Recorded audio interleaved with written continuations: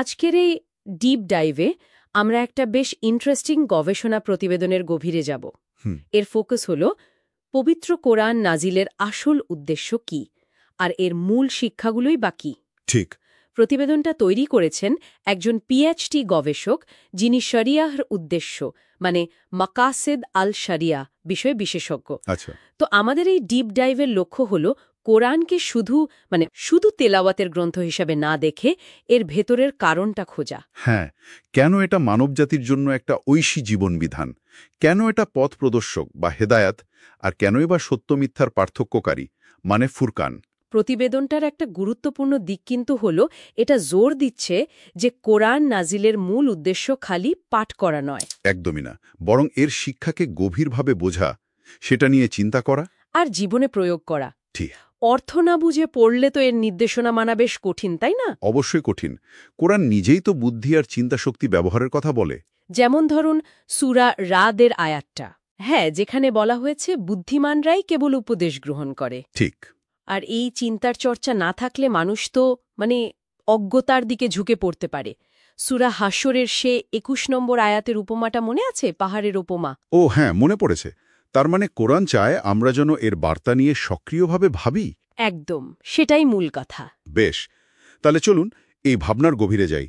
প্রতিবেদনটা কোরআন নাজিলের প্রধান লক্ষ্য ব্যাখ্যা করতে মাকাসিদ আল শরিয়া বা শরিয়ার উদ্দেশ্য ধারণাটা ব্যবহার করেছে। এ ধারণাটা আসলে কি? মাকাসিদ আল শরিয়া এটা হচ্ছে গিয়ে সেই মৌলিক কল্যাণ বা উদ্দেশ্যগুলো যা আল্লাহ কোরআনের বিধানগুলোর মাধ্যমে নিশ্চিত করতে চেয়েছেন। মৌলিক কল্যাণ যেমন ইমাম শাতিবি ৫টা অপরিহার্য মৌলিক চাহিদার কথা বলেছেন, দারুরিয়াত, যেগুলো শরিয়া রক্ষা করে। আচ্ছা, কি কি সেগুলো? প্রথমত দিন রক্ষা, মানে তাওহীদ, সঠিক ইবাদত। দ্বিতীয়ত জীবন রক্ষা, নিরাপত্তা, হত্যা নিষিদ্ধ করা, এইগুলো। তৃতীয়ত বংশরক্ষা, বিবাহ, পরিবার, এইসব। চতুর্থত সম্পদ রক্ষা, মানে অর্থনৈতিক ন্যায় বিচার, জাকাত। আর পঞ্চমটা হল ধীশক্তি বা বুদ্ধি রক্ষা, মানে জ্ঞান চর্চা করতে হবে, আবার মাদক বা যা বুদ্ধিকে নষ্ট করে তা বর্জন করতে হবে। তার মানে শরিয়া শুধু কিছু হ্যাঁ বা না এর তালিকা নয়, এটা বরং মানুষের এই 5টা মৌলিক দিককে সুরক্ষিত রাখার একটা পুরো সিস্টেম। ঠিক ধরেছেন, একটা সামগ্রিক কাঠামো। তবে দেখুন, এখানে একটা খুব জরুরি ব্যালেন্সের কথাও বলা হয়েছে। ব্যালেন্স কিসের মধ্যে? কুরআনের স্পষ্ট নির্দেশনা বা টেক্সট, মানে আরবিতে যাকে বলে নুসুস, আর এর পেছনের বৃহত্তর উদ্দেশ্য বা মাকাসেদ, এই দুটোর মধ্যে ভারসাম্য।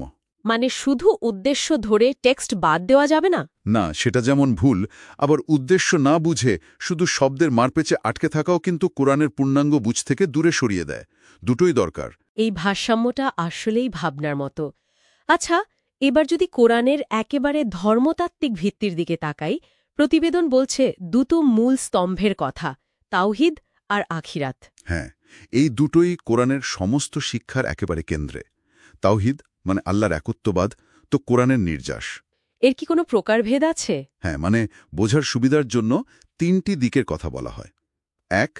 তাওহীদ রুবুবিয়া, আল্লাহই যে একমাত্র স্রষ্টা, পালনকর্তা, এটা মানা। মজার ব্যাপার হলো আরবের অনেক মুশরিকও কিন্তু এটা মানত। তাই নাকি? তাহলে কোরআনের মূল বার্তাটা কোথায় ছিল? পার্থক্যটা কি ছিল? মূল পার্থক্য আর কোরআনের প্রধান ফোকাস ছিল দ্বিতীয় দিকটায়, তাওহীদ ইবাদত, মানে জীবনের সব উপাসনা, সব দাসত্ব, সবটুকু আনুগত্য হবে শুধু আল্লাহর জন্য, আর কারো জন্য না। ও আচ্ছা, সৃষ্টা মানাই যথেষ্ট নয়, ইবাদতটাও শুধু তারই হতে হবে। ঠিক, এটাই ছিল আসল বার্তা। আর তৃতীয় দিকটা হলো তাওহীদ আসমা ওয়া সিফাত, আল্লাহর সুন্দর নাম ও গুণাবলীকে কোনো বিকৃতি বা তুলনা ছাড়াই সেভাবে বিশ্বাস করা যেভাবে কোরআন সুন্নায় এসেছে। বুঝলাম। আর আখিরাত বা পরকালের ভূমিকাটা কি এখানে? তাওহীদের পাশাপাশি তো এর কথা বলা হচ্ছে। কারণ পরকালের প্রতি একেবারে দৃঢ় নিশ্চিত বিশ্বাস, যাকে বলে ইয়াকিন বিল আখিরা, এটা ছাড়া মানুষের কর্মে আসল গতি আসে না। মানে এই বিশ্বাসটাই আমাদের কাজের প্রেরণা যোগায়, আবার জবাবদিহিতার অনুভূতিও তৈরি করে। পার্থিব জীবনের মোহ থেকে বাঁচিয়ে রেখে ভালো কাজ করতে উদ্বুদ্ধ করে। তাওহীদ যদি বিশ্বাসের ভিত হয়, আখিরাত হলো সেই বিশ্বাস অনুযায়ী চলার জ্বালানি। বেশ, তাহলে তাওহীদ আর আখিরাতের ভিত্তির ওপর দাঁড়িয়ে কোরআন আর কোন বিষয়গুলোতে জোর দেয়? অনেক কিছুর উপরই, যেমন জ্ঞানার্জন, এটাকে তো ফরজ বলা হয়েছে। জ্ঞানার্জনের চেষ্টাকে আল্লাহর পথে থাকার সমান মনে করা হয়েছে। আর জ্ঞান বিমুখতাকে নিন্দা করা হয়েছে, তাই না? অবশ্যই। আর একটা খুব গুরুত্বপূর্ণ বিষয় হল উত্তম চরিত্র বা আখলাক। এটাকে বলা যায় তাওহীদ আর ইবাদতের প্র্যাকটিক্যাল দিক। যেমন ধরুন, সত্য কথা বলা, সিদ্ক, আমানাত রক্ষা করা, আমানাহ, ক্ষমা করার মানসিকতা, আল আফওয়া, রাগ নিয়ন্ত্রণ করা, ওয়াদা পূরণ করা, মানুষের সাথে ভালো ব্যবহার করা। হ্যাঁ, বাবা মা, আত্মীয়, প্রতিবেশী সবার সাথে ভালো ব্যবহার। এ ভালো ব্যবহারগুলোও কিন্তু এই মাকাসিদের সাথে যুক্ত। জীবন, বংশ, সম্পদ রক্ষার জন্য এগুলো জরুরি। আর অর্থনৈতিক বা সামাজিক ন্যায় বিচারের দিকটা? সেটাও এই কাঠামোর একটা অংশ। জাকাত তো শুধু দান নয়, এটা দারিদ্র্য দূর করা আর সম্পদ সুষম বন্টনের একটা প্রাতিষ্ঠানিক ব্যবস্থা। সূরা তওবায় এর ৮টা খাতের কথাও বলে দেওয়া আছে। হ্যাঁ, আয়াত ৬০।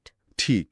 এছাড়া সাধারণ দান সাদকা, ওয়াকফ মানে স্থায়ী জনকল্যাণমূলক দান, কর্জে হাসানা বা সুদবিহীন ঋণ, এই সবগুলোই সামাজিক কল্যাণ আর অর্থনৈতিক সুবিচারের হাতিয়ার।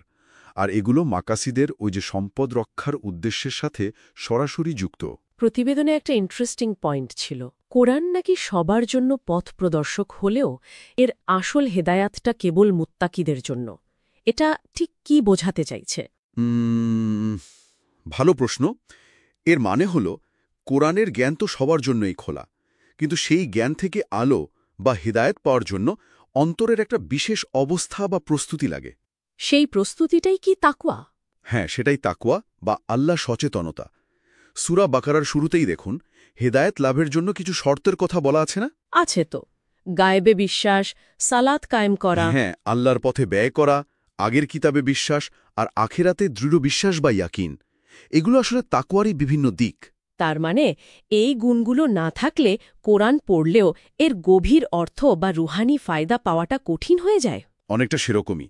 প্রতিবেদন অনুযায়ী ব্যাপারটা এমন নয় যে আল্লাহ ইচ্ছে করে কাউকে বাধা দেন, বরং ব্যক্তির নিজের আধ্যাত্মিক প্রস্তুতির অভাবটাই এই উপলব্ধিতে একটা দেয়াল তুলে দেয়। তাহলে এই পুরো ডিপ ডাইভ থেকে আমরা মূল কি শিক্ষা পেলাম, মানে সারসংক্ষেপটা কি দাঁড়ালো? সারসংক্ষেপ হল, কোরআন নাজিলের আসল উদ্দেশ্য হল তাওহীদকে ভিত্তি করে আল্লাহর ইবাদত বা দাসত্ব প্রতিষ্ঠা করা। আর এই লক্ষ্যে পৌঁছানোর উপায় হল শরিয়ার বিধান আর উত্তম আখলাক মেনে চলা, যা কিনা মানুষের ওই ৫টি মৌলিক কল্যাণ বা মাকাসিদ রক্ষা করে। ঠিক, এবং শেষ পর্যন্ত পরকালীন মুক্তির দিকে নিয়ে যায়। আর এর জন্য কোরআনের জ্ঞান বোঝা, তা নিয়ে গভীরভাবে চিন্তা করা এবং সেটা জীবনে কাজে লাগানো, এগুলো অপরিহার্য। আর শেষ করার আগে প্রতিবেদনটা একটা জরুরি প্রশ্ন রেখে গেছে, তাই না? হ্যাঁ, ওই যে ভারসাম্যের প্রশ্নটা। কোরআনের সুস্পষ্ট নির্দেশনা বা নুসুস আর এর বৃহত্তর উদ্দেশ্য বা মাকাসিদ, এই দুটোর মধ্যে ভারসাম্য রক্ষা করাটা খুব জরুরি।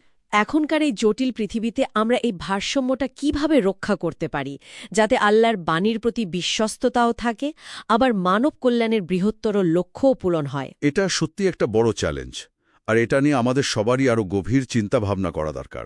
অবশ্যই। এটা নিঃসন্দেহে আরও ভাবনার খোরাক যোগায়।